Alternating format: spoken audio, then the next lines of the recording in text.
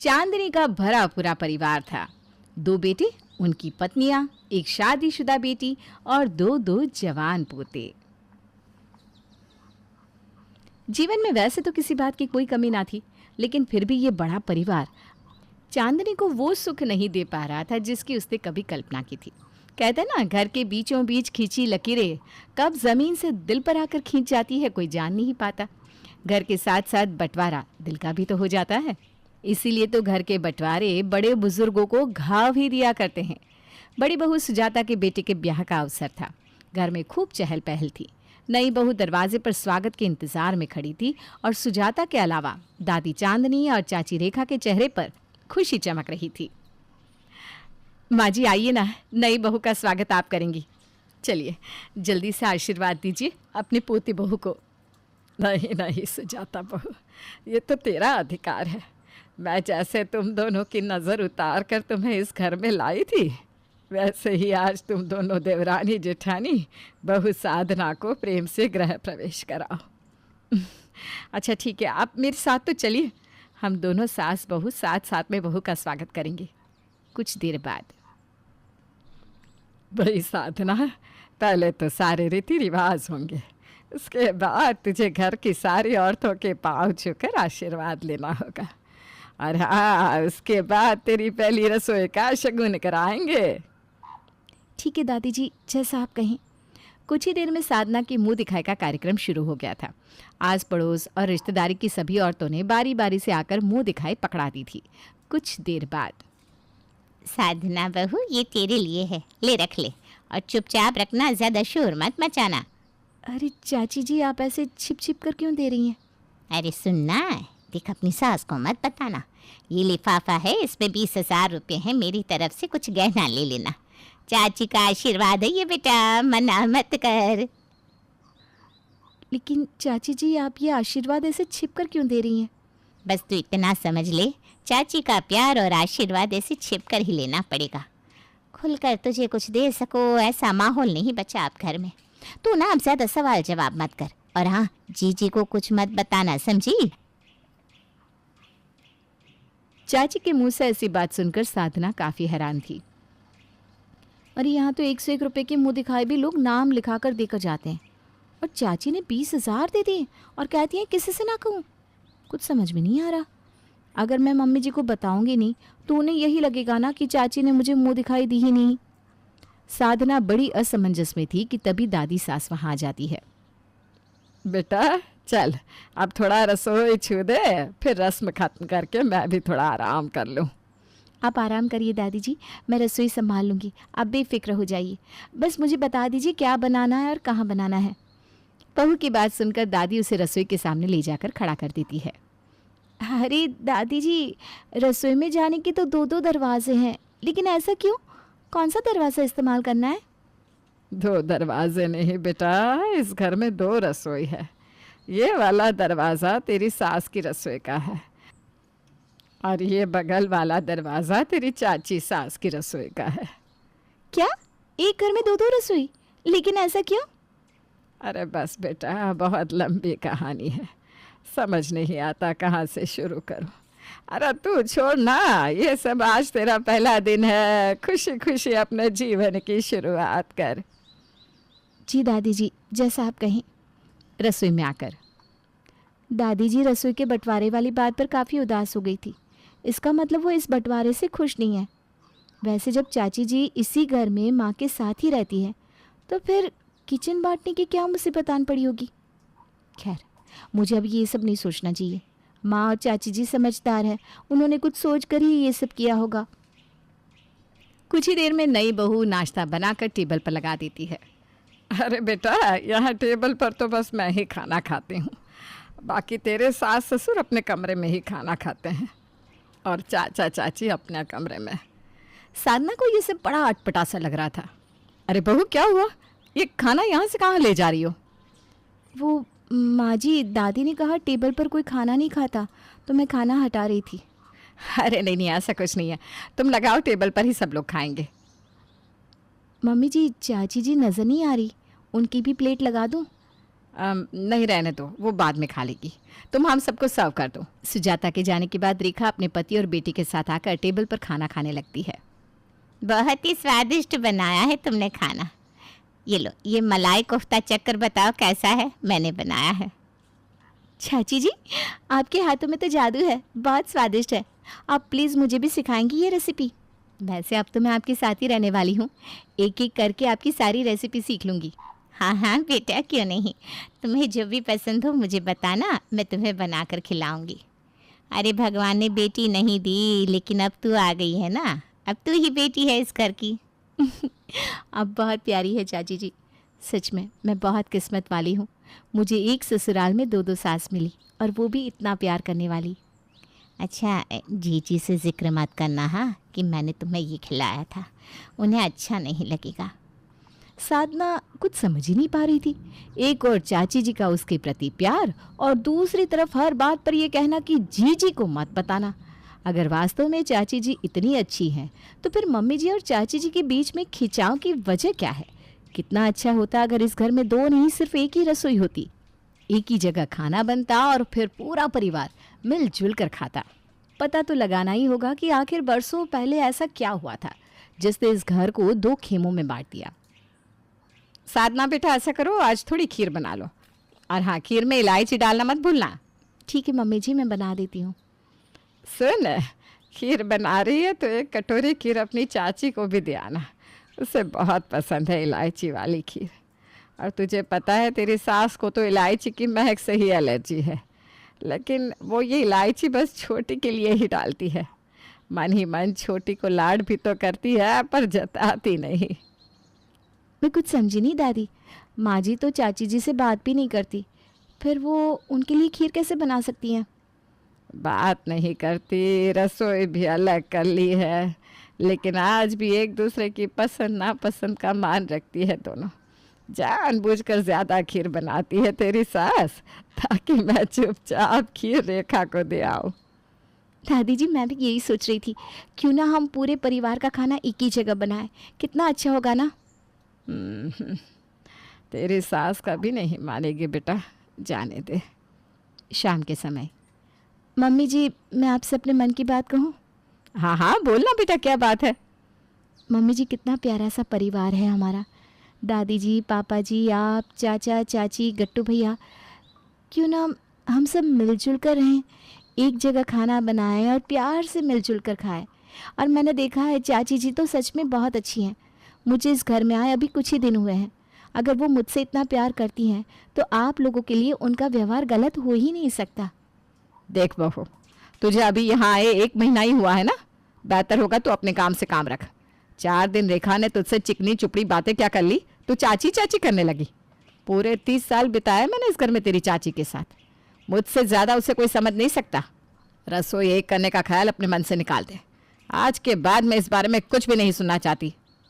Mummy जी, मैं आपका दिल दुखाना नहीं चाहती थी, मैं तो बस इतना चाहती थी कि हमारा परिवार फिर से एक हो जाए।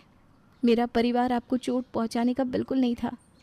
सास की फटकार सुनने के बाद साधना काफ़ी सावधान रहने लगी थी। वो कोशिश करती कि चाची और सासू माँ के बीच में वो ना पड़े, क्योंकि उन दोनों के बीच की असल समस्या उसकी समझ से परे थी। कुछ दिन बाद, अम्मा गट्टू के लिए लड़की देखी है, सब अच्छा रहा तो 2-3 महीने में हम भी बहू ले आएंगे और अपनी जिम्मेदारियों से आराम मिल जाएगा। अरे वाह वाह, ये तो तूने बड़ी अच्छी खबर सुनाई। चलो, खूब बधाई हो तुझे। वैसे तुम दोनों देवरानी जेठानी साल भर के अंदर ब्याह के आई थी ना, बिल्कुल वैसे ही तुम्हारे बच्चों की भी शादी हो रही है।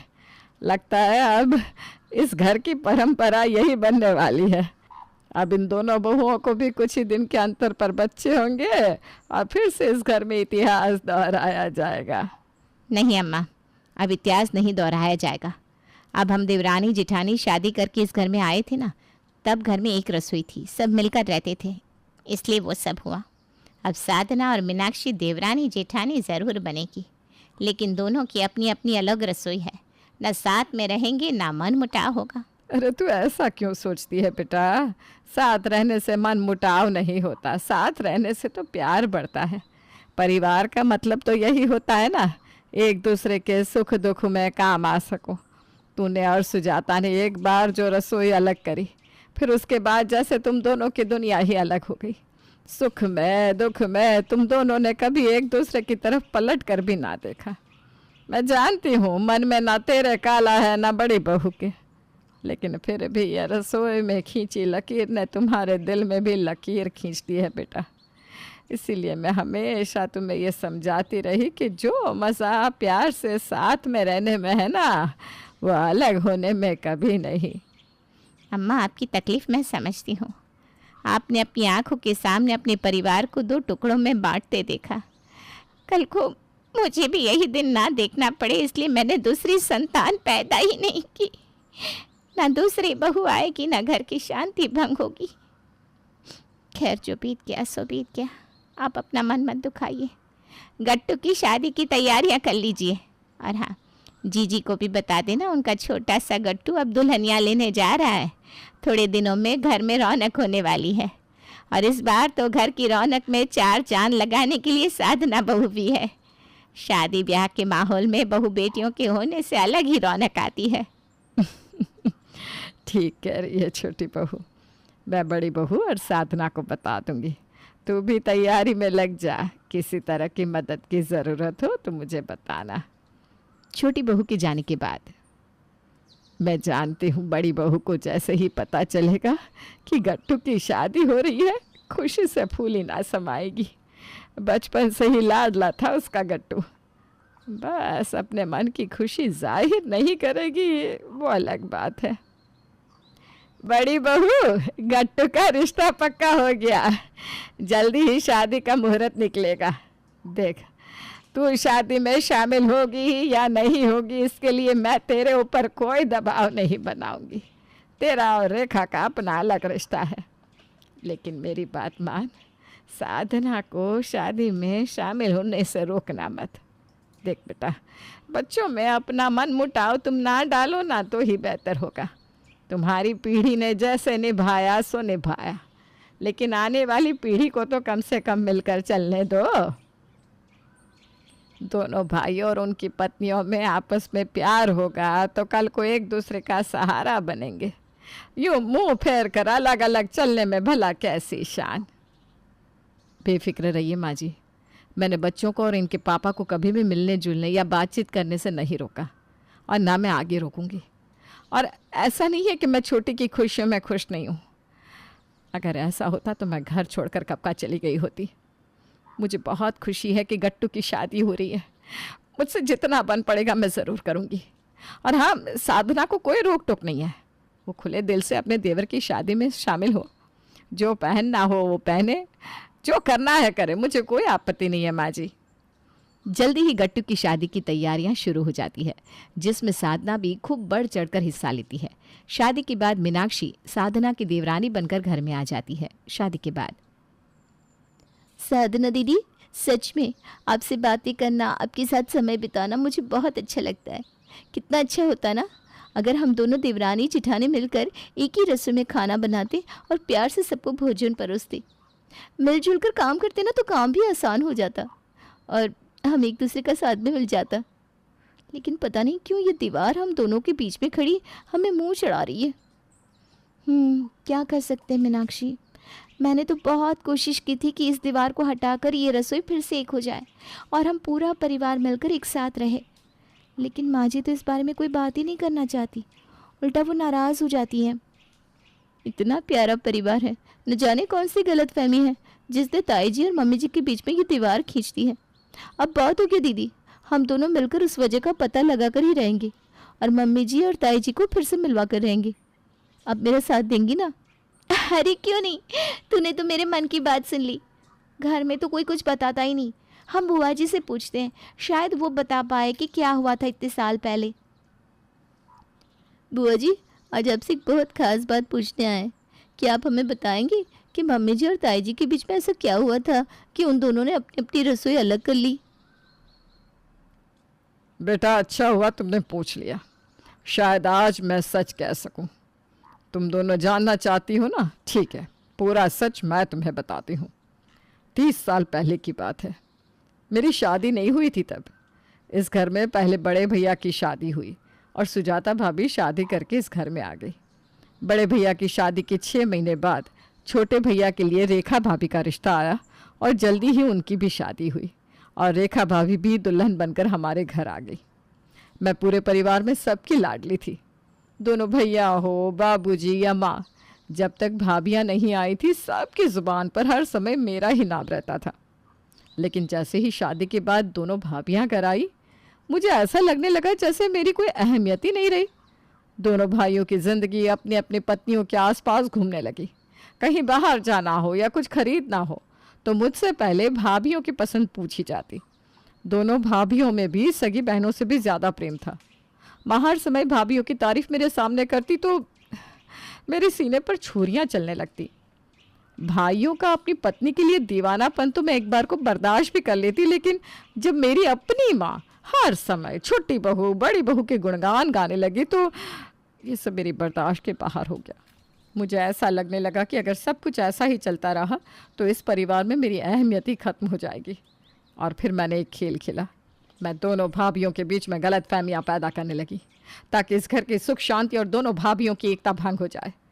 घर वालों की आंखों पर चढ़े बहू के पर्दे हट जाए और परिवार में मेरी जगह मुझे वापस मिल जाए। मैं आए दिन कुछ न कुछ ऐसा करती ताकि दोनों भाभियों के बीच में झगड़ा हो जाए। छोटी भाभी को भड़काना ज़रा मुश्किल था लेकिन बड़ी भाभी बहुत जल्दी बातों में आ जाती थी, इसलिए मैंने उन्हें वो सब दिखाया जो वास्तव में सच ही नहीं था। बड़ी भाभी मेरी बातों में आ गई और छोटी को गलत समझने लगी। मैं जानबूझकर बड़ी भाभी के बनाए खाने में कभी मिर्ची तो कभी चीनी मिला देती, जिसका कसूरवार भाभी रेखा को ही समझती और रेखा भाभी को लगता कि उन पर इल्ज़ाम लगाने के लिए बड़ी भाभी ये सब खुद कर रही है। मेरी साजिश कामयाब हुई और दोनों भाभियों ने अपनी अपनी रसोई अलग करने का इरादा कर लिया। मैंने अपने ही मायके में जहर घोला है, इस बात का एहसास मुझे तब हुआ जब यही सब ससुराल में मेरी ननद ने मेरे साथ किया। मैं माफ़ी मांगने के लायक भी नहीं बची थी। बस बरसों से इस अपराध बोध में घिरी हुई हूँ। मैं कभी खुद को माफ़ नहीं कर सकती। मैं अपनी माँ की सबसे बड़ी दोषी हूँ। मैंने उनके परिवार को टुकड़ों में बांट दिया। बुआ जी, आपने कभी किसी को बताया क्यों नहीं? अगर आप सच बता देती तो सब फिर से एक हो जाते। बेटा, अपना गुनाह कबूल कर पाने का साहस नहीं बचा था मेरे अंदर, इसलिए इतने सालों से बस अंदर ही अंदर घुट रही हूँ। किस मुंह से कहती कि मैंने ही अपने मायके में आग लगाई है। मैंने सब सुन लिया है दीदी। आपने सब सच कहकर अपना प्रायश्चित कर लिया। अब भूल जाओ वो सब। और गलती तो हमारी भी है ना, बिना सोचे समझे हमने इतने साल तक बात को घसीटा। मीनाक्षी, साधना, बेटा फ़ोन करो मिस्त्री को, रसोई के बीच की दीवार तुड़वानी है। बस बहुत हो गया 2 रसोई का ससुराल। अब घर में रसोई भी एक रहेगी और घर में रहने वाले भी। सुजाता की बात सुनकर रेखा भी खुशी से जिठानी के गले लग जाती है।